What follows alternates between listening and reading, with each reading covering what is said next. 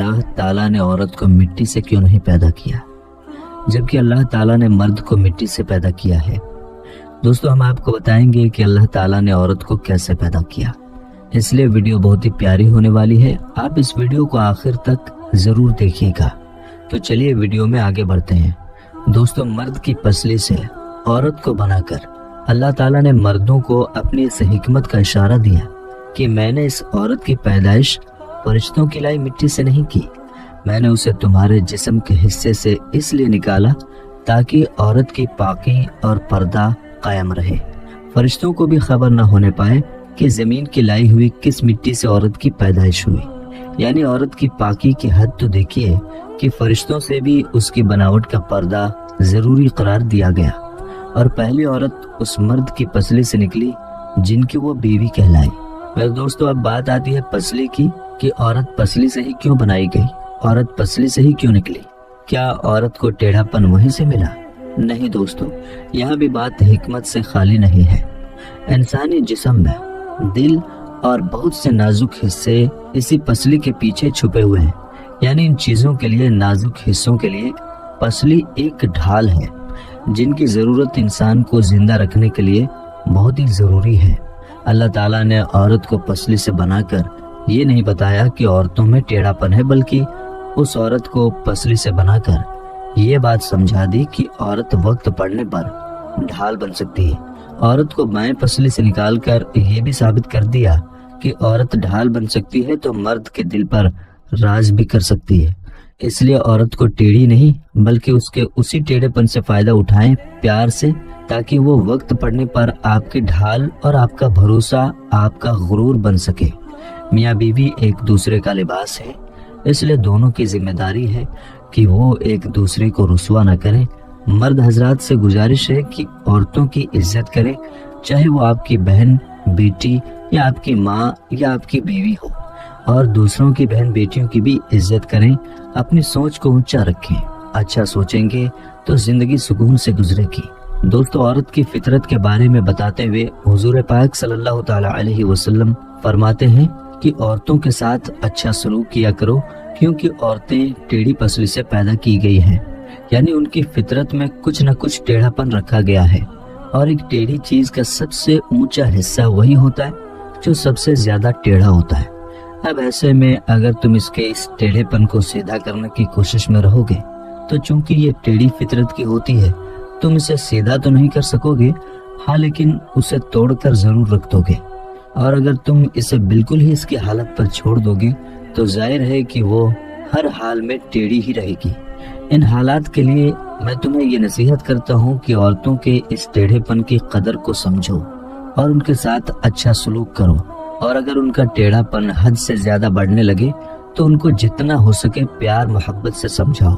دوستو حضور پاک صلی اللہ تعالی علیہ وسلم کا یہ کلام جس کا میں نے اس جگہ ترجمہ کیا ہے، عورت کی فطرت کے بارے میں ایسی عجیب و غریب باتیں پتہ چلتی ہیں کہ اس سے اچھی اور اس سے شارٹ کٹ میں کوئی بات نہیں ہو سکتی۔ دوستو یہاں پیدا ہونے کا یہ مطلب نہیں کہ جس طرح ماں باپ سے بچہ پیدا ہوتا ہے اسی طرح عورت ٹیڑھی پسلی سے پیدا ہوتی ہے، بلکہ عربی کہاوت کا یہ مطلب ہے کہ عورت کی فطرت میں ٹیڑھا پن ہے جو اس سے الگ نہیں ہو سکتا۔ لہٰذا قرآن شریف میں اللہ تعالیٰ فرماتا ہے کہ انسان جلد بازی سے پیدا کیا گیا ہے، جس کا مطلب یہ نہیں کہ جلد بازی کے مواد سے پیدا ہوا ہے، بلکہ مطلب یہ ہے کہ انسان کی فطرت میں جلد بازی ہے۔ اسی طرح ٹیڑھی پسلی سے پیدا ہونے والی عورت کا مطلب یہ ہے کہ عورت کے مزاج میں کچھ ٹیڑھا پن پایا جاتا ہے جو اس کے مزاج کا حصہ ہے اور اس کی زندگی سے جڑی ہوئی ہے، جو اس سے الگ نہیں ہو سکتی۔ میرے دوستو نبی پاک صلی اللہ تعالی علیہ وسلم صحابہ کی محفل میں بیٹھے ہوئے تھے، اتنے میں ایک شخص آیا اور کہنے لگا، یا رسول اللہ صلی اللہ تعالی علیہ وسلم، کیا کوئی ایسا مومن بھی ہے جو جہنم میں رہے گا؟ تو پیارے نبی صلی اللہ تعالی علیہ وسلم فرمانے لگے، ہاں ایک شخص ایسا ہوگا جو جہنم کی گہرائی میں 1000 سال تک رہے گا اور لگاتار اونچی آواز میں پکارتا رہے گا، یا حنان یا منان۔ وہ شخص ایک دن اونچی آواز سے یا حنان یا منان کہے گا کہ حضرت جبریل علیہ السلام جہنم کے قریب سے گزرتے ہوئے اس آواز کو سن لیں گے۔ حضرت جبریل علیہ السلام حیران ہوں گے کہ یہ کیسی عجیب بات ہے، کہ کوئی لگاتار یا حنان یا منان پکار رہا ہے۔ پھر حضرت جبریل علیہ السلام سجدے میں سر رکھ کر خدا کی تسبیح کو بیان کریں گے۔ اللہ تعالیٰ فرمائے گا اے جبریل سر اٹھاؤ۔ جیسے ہی حضرت جبریل علیہ السلام سر اٹھائیں گے اللہ تعالیٰ فرمائے گا بتاؤ کیا عجیب دیکھا تم نے؟ حضرت جبریل علیہ السلام کہیں گے اے میرے رب میں نے جہنم سے آتی ہوئی ایک آواز سنی جو کہ گہرے گڈھے سے آ رہی تھی، کوئی پکار رہا تھا یا حنان یا منان۔ اللہ تعالیٰ فرمائے گا اے جبرائیل جہنم کے داروغہ مالک کے پاس جاؤ اور اس سے کہو کہ جو بندہ یا حنان یا منان پکار رہا ہے اسے جہنم سے نکال کر تمہارے حوالے کر دے، پھر اسے میرے پاس لے کر آنا۔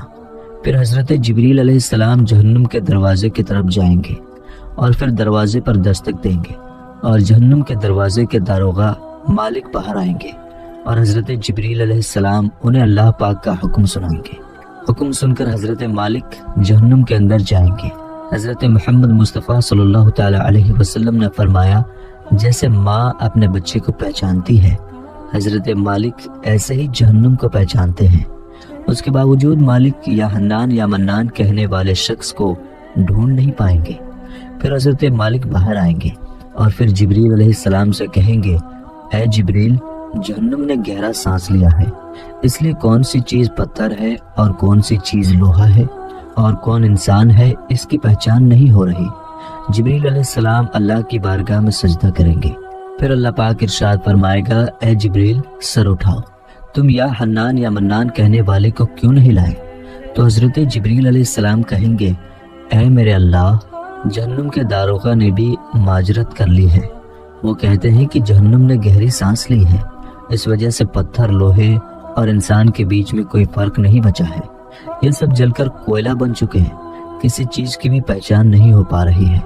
تو اللہ تعالیٰ فرمائے گا اے جبریل مالک سے کہو میرا بندہ جہنم کے فلاں گڈھے میں فلاں کونے میں اس حالت میں پڑا ہوا ہے۔ تو حضرت جبریل علیہ السلام جہنم کے دروازے پر جائیں گے اور حضرت مالک کو یا حنان یا منان پکارنے والے کا پتہ بتائیں گے۔ حضرت مالک جہنم کے اندر جائیں گے اور دیکھیں گے ایک شخص ہے، اس کے پاؤں اس کے پیشانی کے ساتھ اور اس کے ہاتھ گردن کے ساتھ بندھے ہوئے ہیں اور جہنم کے سانپ بچھو اس کے جسم سے لپٹے ہوئے ہیں۔ حضرت مالک اس کی جنزیر توڑ دیں گے اور اس کو جہنم سے نکال کر اس کو حضرت جبریل علیہ السلام کے حوالے کر دیں گے۔ حضرت جبریل علیہ السلام اسے اللہ تعالیٰ کی بارگاہ میں لے کر حاضر ہوں گے، سر سجدے میں رکھیں گے اور اللہ پاک فرمائے گا اے جبریل اپنا سر اٹھاؤ۔ حضرت جبریل علیہ السلام اپنا سر اٹھائیں گے۔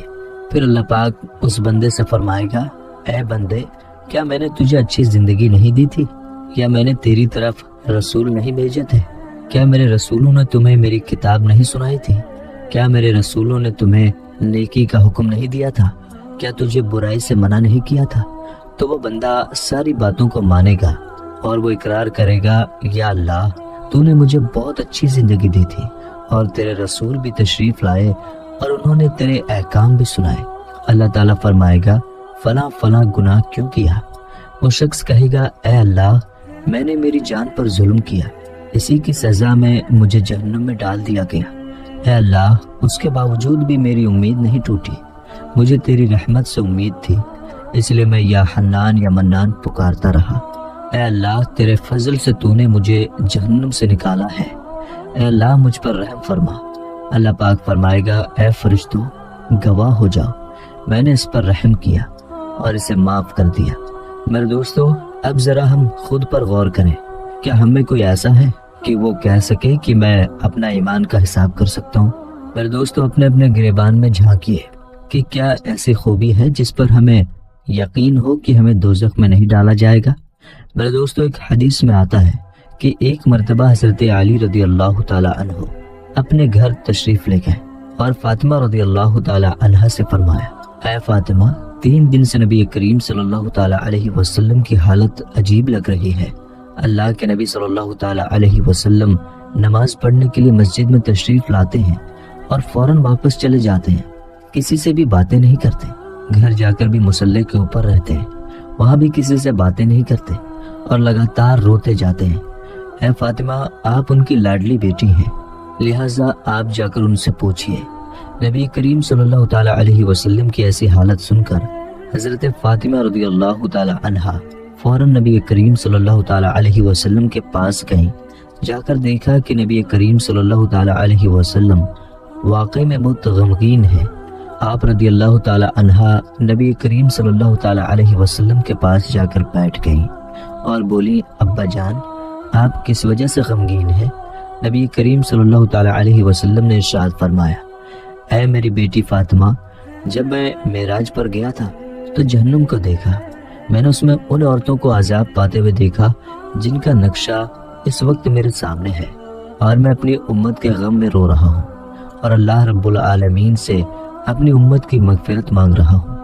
حضرت فاطمہ رضی اللہ تعالی عنہا نے پوچھا، یا رسول اللہ صلی اللہ تعالی علیہ وسلم، آپ نے جہنم میں کیا دیکھا؟ اس کے جواب میں نبی کریم صلی اللہ تعالی علیہ وسلم نے ان عورتوں کے بارے میں بتایا۔ آپ صلی اللہ تعالی علیہ وسلم نے ارشاد فرمایا، میں نے ایک ایسی عورت کو دیکھا جو اپنی زبان کے ذریعے لٹکی ہوئی تھی۔ میرے دوستو، آپ دیکھیے کہ زبان کتنی نازک ہوتی ہے، اگر انسان اسے تھوڑا سا پکڑ کر کھینچے تو کتنی تکلیف ہوتی ہے۔ وہ عورت اپنی زبان کے ذریعے لٹک رہی تھی، جیسے کسائی بکرے کے کان میں سوراخ کر کے بکرے کے سر کو کیل کے ساتھ لٹکا دیتے ہیں، اسی طرح وہ عورت جہنم کے اندر اپنی زبان کے ذریعے لٹک رہی تھی۔ حضرت فاطمہ رضی اللہ تعالی عنہا نے پوچھا، یا رسول اللہ صلی اللہ تعالی علیہ وسلم، وہ عورت کون تھی؟ یعنی اس کا گناہ کیا تھا؟ تو رسول اللہ صلی اللہ تعالی علیہ وسلم نے فرمایا، وہ طعنے دیا کرتی تھی اور اپنی زبان سے دوسروں کو تکلیف پہنچاتی تھی اور اپنی زبان کا غلط استعمال کرتی تھی، اس لیے اللہ تعالیٰ نے اس کو جہنم کی آگ میں ڈال دیا، اور اللہ ایسی عورت کو زبان کے ذریعے سے لٹکا کر جہنم کی آگ میں بھونے گا۔ میرے دوستو، ہزاروں سال کی عبادت بھی رد ہوتے ہوئے دیکھی گئی ہے۔ بس اللہ تعالیٰ سے دعا ہے کہ اے اللہ، اگر ہمارے ایمان کا سخت حساب لیا گیا، یقیناً ہم نہیں بچ پائیں گے، ہم بے حد گنہگار ہیں، لیکن اے اللہ، ہم تیری رحمت کا سوال کرتے، ہم سے حساب اپنے عدل و انصاف سے نہ لینا بلکہ ہم پر اپنی رحمت کا سایہ رکھنا۔ اے اللہ، ہماری دعا قبول فرما۔ قیامت کے دن جب لوگوں کے ایمان کا حساب کتاب ہو رہا ہوگا، پھر کچھ لوگ ایسے ہوں گے جن کو اللہ تعالیٰ بغیر حساب و کتاب کے جہنم میں بھیج دے گا۔ تو صحابہ کرام رضوان اللہ علیہم اجمعین نے عرض کیا، یا رسول اللہ صلی اللہ تعالی علیہ وسلم، وہ کون سے لوگ ہوں گے؟ نبی کریم صلی اللہ تعالی علیہ وسلم نے ارشاد فرمایا، وہ ظالم حکمران اور وہ تاجر جو جھوٹ بولتا ہو اور وہ بوڑھا شخص جو زنا کرتا ہو۔ نبی کریم صلی اللہ تعالی علیہ وسلم نے فرمایا، جس شخص میں یہ تین عادت پائی جائے وہ جاہل ہے، جو سننے سے پہلے ہی جواب دینا شروع کر دیتا ہے، یعنی بات کو سمجھنے سے پہلے ہی جھگڑا شروع کر دیتا ہے۔ اللہ پاک ہم سب کو نیک بننے اور نیک عمل کرنے کی توفیق عطا فرمائے، اور دنیا و آخرت میں پیارے نبی صلی اللہ تعالی علیہ وسلم کے بتائے ہوئے طریقے سے ان کی سنتوں پر عمل کرتے ہوئے زندگی گزارنے کی توفیق عطا فرمائے۔ آمین یا رب العالمین۔